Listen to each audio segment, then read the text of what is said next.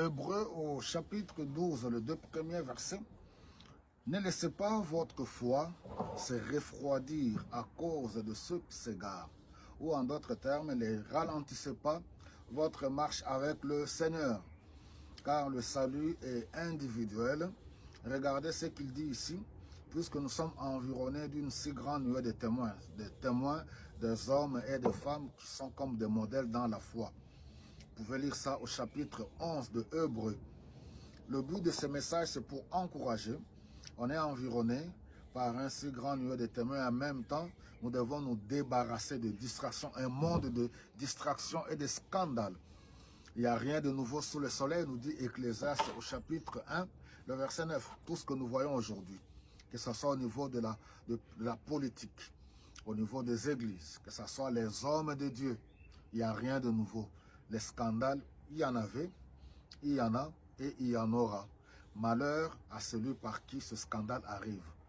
J'aimerais encourager aujourd'hui le peuple de Dieu, membre du corps du Christ.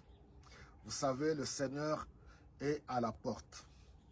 Le jour J, chacun aura de comptes à rendre par rapport à sa propre vie. L'Église n'est pas parfaite. On ne va pas couvrir le mal, ni défendre qui que ce soit. Nous devons prier les uns pour les autres, soutenir les faibles. Le mal doit être dénoncé et condamné. En tant que serviteur de Dieu, on est en face d'un combat. L'ennemi ne voudrait pas que plusieurs puissent hériter le royaume de Dieu. C'est pour cela qu'il va tout le temps se liguer contre l'Église. Prions pour l'Église, prions pour les hommes de Dieu. Mais pour ceux qui tombent, prions aussi pour qu'ils se relèvent. Mais on n'encourage pas le mal. Si vous êtes dans une difficulté quelconque en tant qu'homme de Dieu ou serviteur de Dieu ou enfant de Dieu, il faut chercher de l'aide, il faut qu'on vous aide, il ne faut pas continuer à faire le ministère dans le désordre. Alors, vous allez voir que c'est quelque chose de très important. Regardez ce que le Seigneur Jésus-Christ dit dans Matthieu au chapitre 23. Il dit à la foule, faites, obéissez et faites ce qu'ils vous disent. C'est-à-dire, il dit à la foule d'obéir aux chefs religieux, de mettre en pratique la loi de Dieu. Mais il leur dit, mais ne les imitez pas. Waouh! Dans ce corps faible, le Seigneur passe pour transmettre la vie. Et étant donné que l'homme, la chair est faible, vous allez facilement voir les faiblesses de l'être humain, l'incapacité de l'être humain. Et il ne faut pas tomber dans le piège du diable. Parce que le diable aimerait bien amener un grand nombre dans la perdition avec lui. Il veut toucher la sensibilité de Dieu, faire du mal à Dieu, c'est toucher les âmes pour qu'ils se perdent. Alors, bien-aimés, ne déchirez pas vos Bibles, ne maudissez pas l'Église, ne maudissez pas le Seigneur. Jésus est vivant, il est tellement bon, il est merveilleux. Prions les uns pour les autres, en condamnant le mal, en dénonçant le mal, mais en gardant sa foi. On est dans une époque, à une époque très compliquée. Mais il n'y a rien de nouveau sous le soleil. Garde ta foi, mon frère.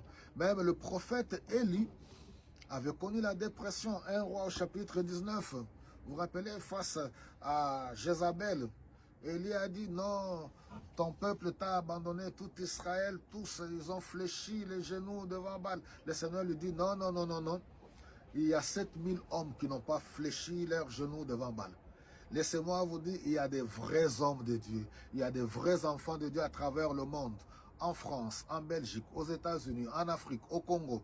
Dans mon pays, la République démocratique du Congo, il y a des vrais serviteurs de Dieu. Alléluia. Il faut prier que l'Esprit de Dieu vous conduise. Mais en dépit de cela, vous êtes vous-même serviteur de Dieu, en tant qu'enfant de Dieu. Alléluia. Depuis que le Seigneur est ressuscité d'entre les morts. Alléluia. Le voile s'est déchiré dans le temple. Tout le monde a accès dans la présence de Dieu. Oui, garde ta communion, l'intimité avec le Seigneur. Par le Saint-Esprit, ne te laisse pas distraire. Alléluia. Les jours sont mauvais. Car le jour où tu te tiendras devant le Seigneur ne te jugera pas en fonction d'un tel pasteur ou d'un tel prêtre. Voilà, mes bien-aimés, la marche chrétienne est comparée à une carrière sans fin. Jésus-Christ, notre focus. C'est ce que Hébreux nous dit. Gardons les regards fixés sur Jésus. Ne soyez pas distraits. L'ennemi veut distraire, détourner les regards pour vous montrer le faux. Il y a des vrais hommes de Dieu, il y a une bonne église. Alléluia, le Seigneur a vaincu le diable. Soyez richement bénis et remplis du Saint-Esprit de Dieu.